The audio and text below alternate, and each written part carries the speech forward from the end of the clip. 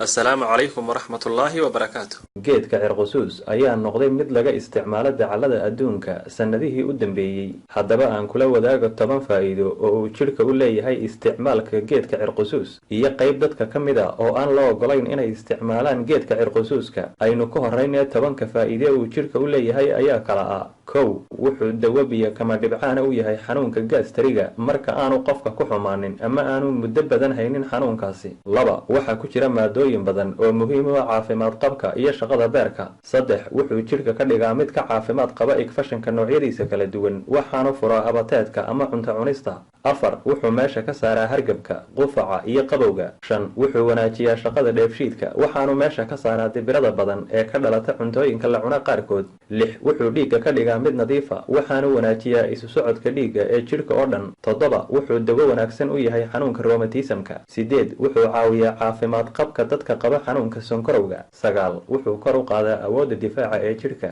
toban, wuxuu jidhka siiyaa faytamiino, borotiino iyo macaadin badan oo muhiim u ah jidhkeenna. haddaba dhinaca kalena 4 nooc oo dadka ka mid ah ayaa lagula taliyey inaanay gebi ahaanba isticmaalin geedka cirqusuus, kuwaasoo kala ah: kow, dadka qaba xanuunka dhiigkarka. 2, dadka qaba wadna xanuunka. 3, dadka qaata kiniinno kale. 4, ruuxa dumar ah ee uurka leh. 4 nooc ee dadka ka mid ah ayaa lagula taliyey inaanay gebi ahaanba isticmaalin geedka cirqusuus iyagoo aan la tashanin dhakhtarkooda. isla dhinaca kalena, geedka aadka looga jecel yahay caalamka oo dhan ee xashiishatul malaag ayaa ah geed qof kasta oo yaqaana qiimo gaara u leh, waana geedka qaniga ku ah faytamiin B12 iyo macdanta xadiidka iyo sanag. waana geedka ay dhakhaatiirtii cilmi baadhista ku sameeyey ku sheegeen inuu dawada koowaad u yahay bakteeriyada iyo jeermiska noocyadooda kala duwan. sidoo kalena waa geedka khubarada daraasadda ku samaysay ay ku sheegeen inuu si cajiiba uga shaqaysiiyo dhiigga wadnaha taga, qayb weyna ka qaata caafimaad qabka wadnaha, kana hortago cilladaha ku dhaca wadnaha. waana geedka ay sheegeen inuu wakhti kooban ku soo celiyo dhiig yaraanta ku dhacda dumarka. waana geedka ay sheegeen inuu dumarka siiyo hormoonada ay u baahan yihiin gaar ahaan xilliga ay uurka leeyihiin. sidoo kalena waa geedka ay sheegeen inuu meesha ka saaro